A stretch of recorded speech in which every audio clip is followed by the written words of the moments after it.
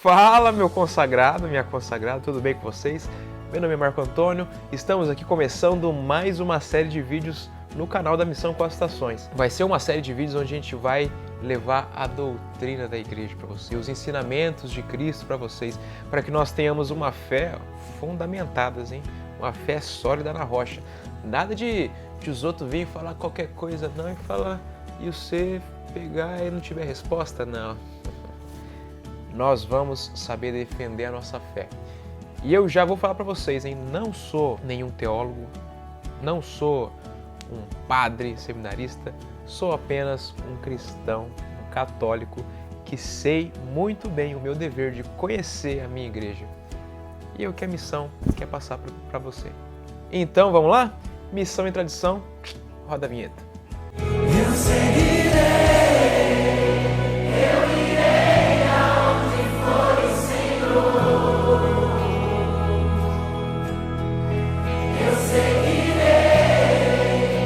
Imagine que uma criança pergunta para o pai por que eles têm o costume de rezar todos os dias antes das orações. Imagina só a criança, pai, por que a gente reza todo dia? Aí o pai responde assim, que isso é uma tradição da nossa família. Isso começou pelo meu bisavô, depois pelo meu avô, foi passando pelo meu pai passou para mim e hoje eu quero passar para você, meu filho. Aí a criança compreende, né, que isso veio trazendo lá de trás, né, esse costume de rezar antes das orações. E o pai completa: a gente sempre rezou e nunca nos faltou nada. O filho entende e ele mesmo começa a puxar a oração. Agora imagine que essa mesma criança curiosa chega para o padre e pergunta: padre, por que nós vamos todos os domingos à missa? Ou por que nós batizamos as criancinhas? Aí o padre responde: porque isso nos foi ensinado pela tradição apostólica. E esse é o primeiro tema da nossa série Missão e Tradição. E falar sobre a tradição apostólica no dia 31 de outubro tem um gostinho a mais. Quem tem referência pega essa. Então, antes da gente continuar a catequese, antes da gente começar a falar, né, aqui na Missão com as Estações, dessa tradição, dos ensinamentos da igreja, é fundamental que a gente entenda de onde vieram esses ensinamentos, né? Ou como eles vieram parar em um livro consolidado de doutrinas, aqui, ó, o Catecismo. É importante a gente falar da tradição apostólica primeiro de tudo. Tradição, a gente pode equiparar com transmissão, né? Transmissão de uma mensagem, de um ensinamento, de algo. Aquela tradição que vem desde os tempos antigos até aqui, ela foi passada de alguma forma até a gente. Seja a tradição escrita ou seja a tradição oral. A nossa fé tem dois pilares: a escritura, é claro, e a tradição apostólica. Todos os ensinamentos que vêm da palavra e da tradição, eles são pensados e ruminados pelo Santo Magistério da Igreja. Segundo a promessa de Jesus, o Espírito Santo Paráclito descerá sobre vocês e eu estarei com vocês até o fim dos dias, é aonde tem a ação do Espírito Santo. É no lugar, nas pessoas onde o Espírito Santo fez a sua condução até hoje, que nós podemos pegar as interpretações da Sagrada Escritura. Então, é a igreja que tem a autoridade para interpretar as Sagradas Escrituras, interpretar os acontecimentos sobre a luz do Espírito Santo, nos ensinar o que é verdade e o que não é. Esse é o Santo Magistério. Mas nós vamos falar aqui de tradição. E eu vou fazer uma analogia muito simples com vocês. Imagine uma planta, né? O cara foi lá, plantou a sementinha e essa semente precisa de algumas coisas para crescer. O fundamental é a luz do sol. Imagine que o sol só vem a aparecer 300 anos depois. Essa planta vai vingar? Não. A luz do sol é a verdade que todos os dias, desde os apóstolos, veio iluminando a igreja. É a palavra deixada por Jesus Cristo. E olha só, a Bíblia, só foi mesmo consolidado, isso aqui que você está vendo, né? Com todos esses livros, só foi, bateu o martelo, é isso aqui a Bíblia, 300 anos depois. Então, teria chances de sobrevivência com toda a perseguição de Nero, com toda a perseguição vindo de todos os lados, até mesmo com a gnose, com o próprio racha dentro da igreja que sempre existiu. Você acha que teria chances de sobrevivência se a verdade, se a palavra de Deus tivesse aparecido apenas 300 anos depois? Não teria, né? Não teria.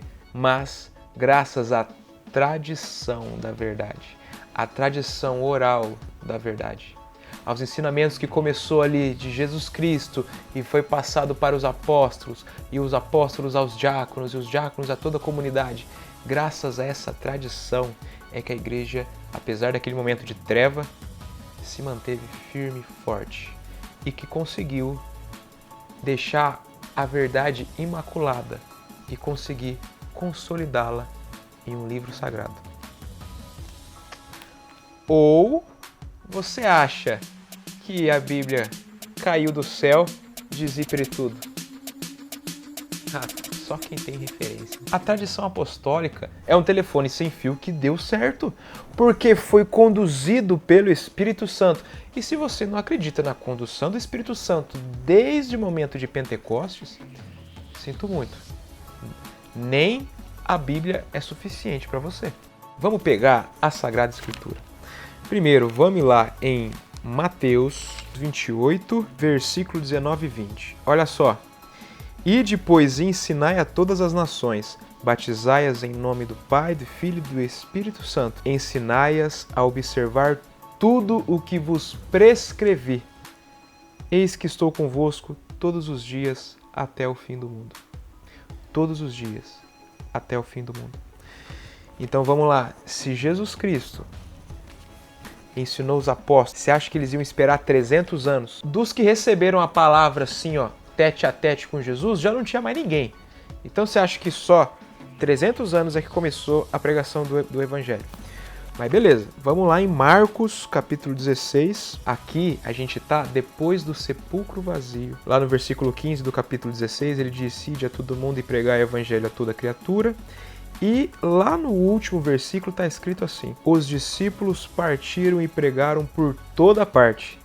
O Senhor cooperava com eles e confirmava a sua palavra com os milagres que a acompanhavam.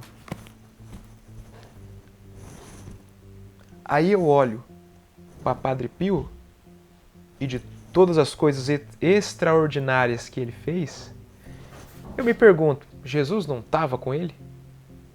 Agora vamos lá em João, capítulo 21, versículo 25. Olha lá. Jesus fez ainda muitas outras coisas. Se fossem escritas uma por uma, penso que nem o mundo inteiro poderia conter os livros que se deveriam escrever. Então, todas essas outras coisas que Jesus fez não vale. A gente não precisa considerar, porque não está na Sagrada Escritura. Todas essas outras coisas que Jesus fez foi repassado. A memória, os ensinamentos, a maneira de lidar foi repassado pelos apóstolos, que pela ação do Espírito Santo foi passado adiante. Porque se a gente for lá em Atos dos Apóstolos, capítulo 2, versículo 4, ficaram todos cheios do Espírito Santo e começaram a falar em outras línguas, conforme o Espírito Santo lhes concedia que falassem. É o Espírito Santo que age. É esse telefone sem fio que deu certo, porque quem soprou no ouvido de cada um é o próprio Espírito Santo. E se você não acredita nisso... Porque eu ouvi aí protestante dizendo, né, que se diz doutor, falando que não dá pra gente confiar nos pais da igreja totalmente, porque eles também erravam, eles eram sujeitos ao erro. É claro que sim, mas eu não confio totalmente nos pais da igreja, eu confio totalmente no Espírito Santo, que estava junto com os pais da igreja.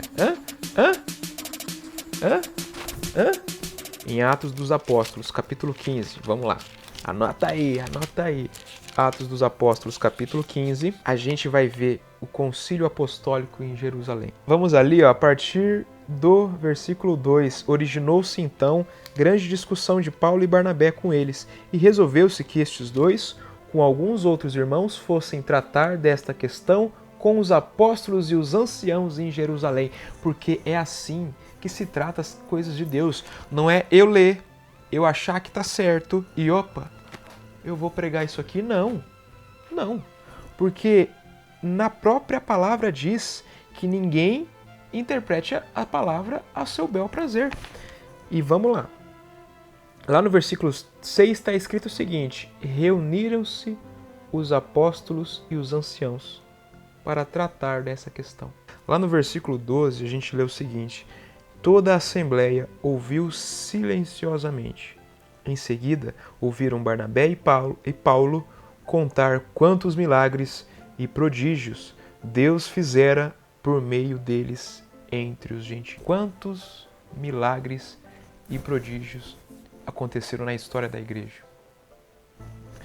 Milagres que são tão extraordinários que é para todo mundo saber. Até os milagres, né? Como João falou, tantos milagres que Jesus fez, mas não cabem na Escritura, mas nem por isso devem ser desconsiderados, porque o espírito desses milagres, né, de caridade, de fé, de esperança, foram passados de geração em geração até nós. A tradição apostólica é importante para a gente se fundamentar na nossa fé, ter uma fé sólida, para que as 99 ovelhas fiquem unidas à espera da que estava perdida. E a gente seja todos um só corpo sólido, um só espírito, tendo Jesus Cristo na cabeça. E é pelo próprio Espírito Santo que a igreja não só apresentou ao mundo as Escrituras, mas a igreja apresentou ao mundo os santos, todos os milagres que aconteceram, milagres que até a ciência atesta. A santa tradição e a Sagrada Escritura são iguais na coluna da nossa fé, e ambas, sob a luz do magistério da igreja, são repassadas a nós, meros leigos. A igreja até se dá o trabalho de colocar tudo num livrinho belezinha, né? Pra gente estudar. E os vídeos da Missão com as Estações nessa questão de missão e tradição serão com base em catecismo e Bíblia, tradição e escritura. Porque aqui não é um curso, é apenas a continuidade da tradição apostólica. Não, eu não sou apóstolo, mas eu escutei os apóstolos. Essa é um dos carismas da Missão com as Estações, porque é na tradição que nós vamos manter a igreja unida. E se você gostou do vídeo, deixe seu like, comenta, compartilha. E também não se esqueça de se inscrever no nosso canal, divulga o nosso canal para essa evangelização, ó, ir para frente. Ative o sininho de notificações para não perder nada da missão. Deus abençoe e salve Maria.